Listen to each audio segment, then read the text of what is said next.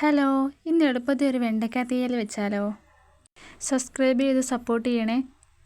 അധികം വിളയാത്ത വെണ്ടയ്ക്കയും കുറച്ച് ചെറിയുള്ളി 2 പച്ചമുളകുമാണ് ഇതിന് വേണ്ടത്. വെണ്ടയ്ക്ക ഇതേപോലെ വട്ടത്തിൽ അരിഞ്ഞെടുക്കാം.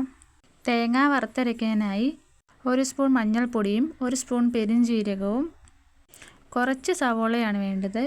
അത് നമുക്ക് ഇതേപോലെ വറുത്തെടുക്കാം. ഏകദേശം ഒരു ബ്രൗൺ കളർ ആവുന്നതാണ് ഇതിൻ്റെ പാകം. ഇതിപ്പോൾ ആയിട്ടുണ്ട്. ഒരു മൺചട്ടി അടുപ്പത്ത് വെച്ച് കുറച്ച് വെളിച്ചെണ്ണ ഒഴിച്ചു കൊടുക്കാം. വെളിച്ചെണ്ണ ചൂടായി വരുമ്പോൾ അരിഞ്ഞു വെച്ചിരിക്കുന്ന വെണ്ടയ്ക്ക ഇട്ട് കൊടുക്കാം. വെണ്ടയ്ക്കയുടെ വഴുവഴുപ്പ് മാറുന്നതിന് വേണ്ടിയാണ് നമ്മൾ എണ്ണയിൽ വാട്ടിയെടുക്കുന്നത്. ഇനി ഇതിലേക്ക് 1 സ്പൂൺ ഉപ്പും കൂടി ഇട്ട് കൊടുക്കാം.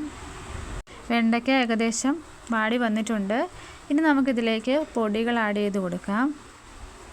1 സ്പൂൺ മഞ്ഞൾപ്പൊടിയും 2 സ്പൂൺ മുളക് പൊടിയും 2 സ്പൂൺ മല്ലിപ്പൊടിയാണ് വേണ്ടത്. എന്നിട്ട് പൊടിയുടെ ആ പച്ചമണം മാറുന്നതിന് വരെ ഇളക്കി കൊടുക്കാം. എന്നിട്ട് ഇതിലേക്ക് 1 കപ്പ് വെള്ളം ഒഴിച്ചു കൊടുക്കാം. ഇനി ആ വെള്ളത്തിൽ കിടന്ന് നന്നായിട്ട് വെണ്ടയ്ക്ക വെന്ത് വരട്ടെ. ഏകദേശം ഒരു 10 മിനിറ്റ് അടച്ചു വെച്ച് വേവിച്ചെടുക്കാം. വെണ്ടയ്ക്ക ഏകദേശം വെന്ത് വന്നിട്ടുണ്ട്. ഇനി ഇതിലേക്ക് ഒരു ചെറിയ കഷ്ണം വാളംപുളിയാണ്, അതും കൂടി പിഴിഞ്ഞൊഴിക്കാം. ഇനി ആ പുളിവെള്ളം ഒന്ന് വറ്റി വരുമ്പോൾ വറുത്തരച്ച തേങ്ങ ചേർക്കാം. മിക്സിയുടെ ജാറ് കഴുകി കുറച്ച് വെള്ളം കൂടി ഒഴിച്ച് കൊടുക്കുന്നുണ്ട്. ഇനി എരിവും പുളിയൊക്കെ ഒന്ന് ബാലൻസ് ചെയ്യാൻ വേണ്ടി ഒരു നുള്ളി ശർക്കരയും കൂടി ഇട്ട് കൊടുക്കുകയാണ്.